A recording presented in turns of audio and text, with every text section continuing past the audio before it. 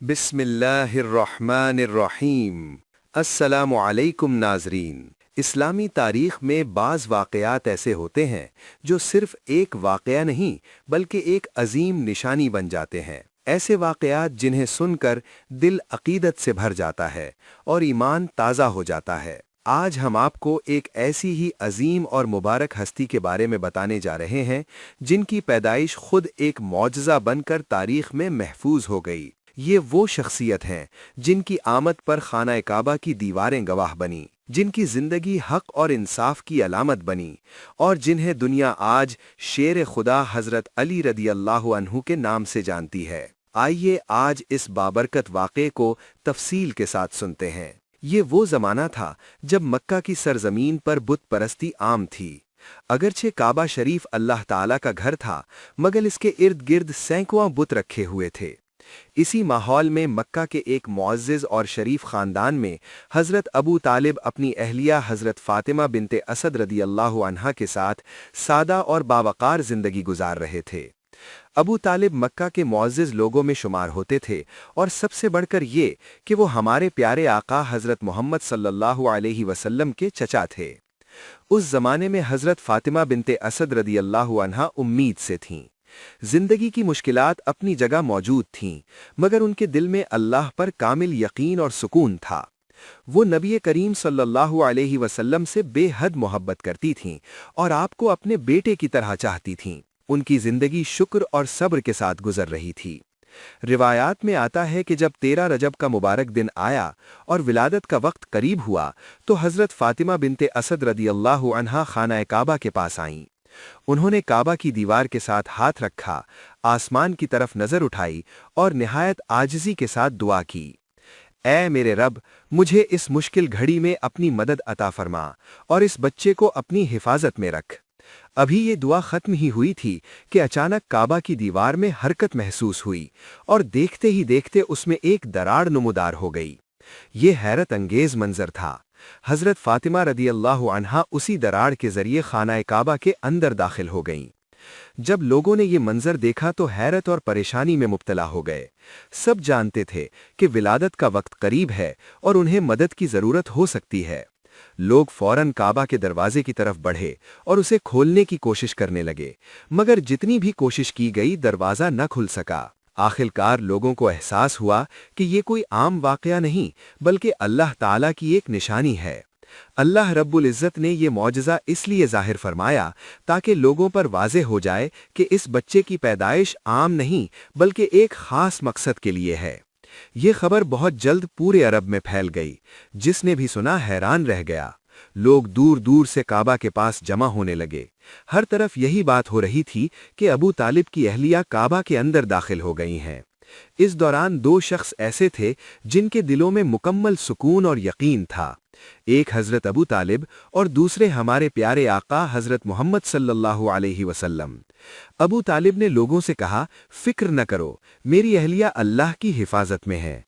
जब अल्लाह चाहेगा वो खुद उन्हें बाहर ले आएगा।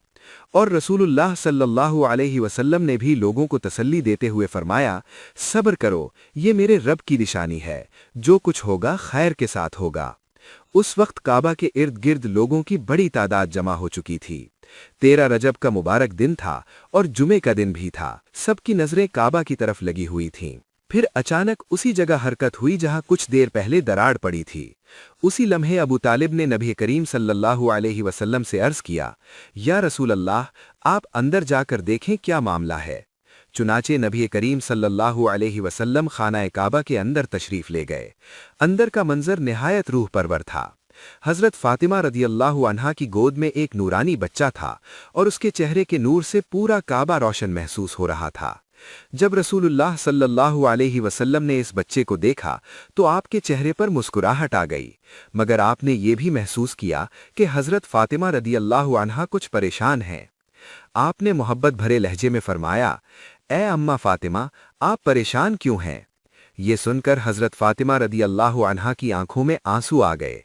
उन्होंने अर्ज किया, या रसूल अल्लाह, बच्चे की आमद पर खुशी तो बहुत है, मगर दिल में ये फिक्र है कि इसका नाम क्या होगा और इसका मुस्तकबिल कैसा होगा। یہ سن کر رسولullah صلی اللہ علیہ وسلم نے بچے کی طرف دیکھتے ہوئے فرمایا، غم نہ کریں، یہ بچہ علی ہے اور دین اسلام کا مضبوط ستون بنے گا۔ پھر حضرت فاطمہ رضی اللہ عنہا نے فرمایا، یا رسول اللہ، جب سے یہ بچہ پیدا ہوا ہے نہ آنکھیں کھولی ہیں، نہ رویا ہے اور نہ ہی دودھ پیا ہے۔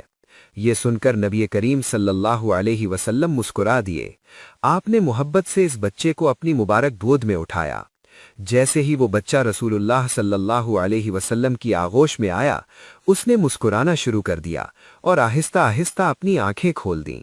یہ منظر دیکھ کر حضرت فاطمہ رضی اللہ عنہا کی آنکھوں سے خوشی کے آنسو بہنے لگے۔ پھر رسول اللہ صلی اللہ علیہ وسلم اس بچے کو گود میں اٹھائے کعبہ سے باہر تشریف لائے۔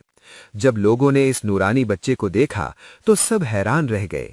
ہر شخص کہہ رہا تھا، اس بچے کے چہرے پر کتنا نور ہے، یہ یقیناً کوئی خاص ہستی ہے۔ اسی وقت رسول اللہ صلی اللہ علیہ وسلم نے اعلان فرمایا، یہ بچہ اللہ کی خاص رحمت ہے اور اس کا نام علی رکھا جائے گا۔ علی کا مطلب ہے بلندی، وہ بلندی جو انسان کو حق اور انصاف پر قائم رکھتی ہے۔ یہ سن کر ہر طرف صدائیں بلند ہونے لگیں، یا علی یا علی۔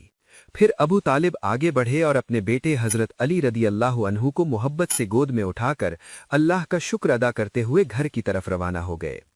راستے میں ایک شخص نے طنزیہ انداز میں کہا، ابو طالب، کیا وہ رسم ادا نہیں کرو گے جو ہر بچے کے ساتھ کی جاتی ہے؟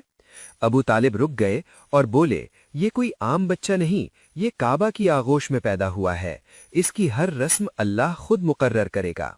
اس زمانے میں مکہ میں ایک عجیب رسم تھی، لوگ نومولود بچے کی سچائی جانچنے کے لیے اسے آزمائش میں ڈالتے تھے۔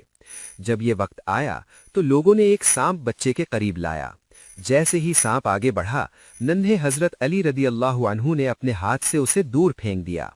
یہ منظر دیکھ کر اہل عرب دنگ رہ گئے۔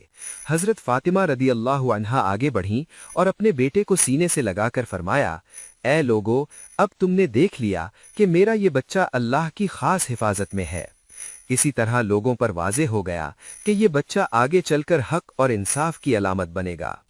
حضرت علی رضی اللہ عنہ وہ عظیم شخصیت ہے جن کی پیدائش خانہ کعبہ کے اندر ہوئی۔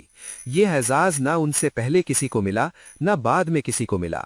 آپ کی پوری زندگی حق، انصاف، صبر اور وفاداری کی مثال ہے۔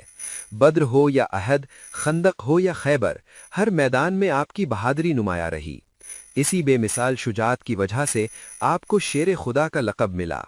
حضرت علی رضی اللہ عنہ کی زندگی ہمیں یہ سبق دیتی ہے کہ انسان کو ہمیشہ حق کا ساتھ دینا چاہیے، انصاف پر قائم رہنا چاہیے اور ہر حال میں اللہ پر بھروسہ رکھنا چاہیے۔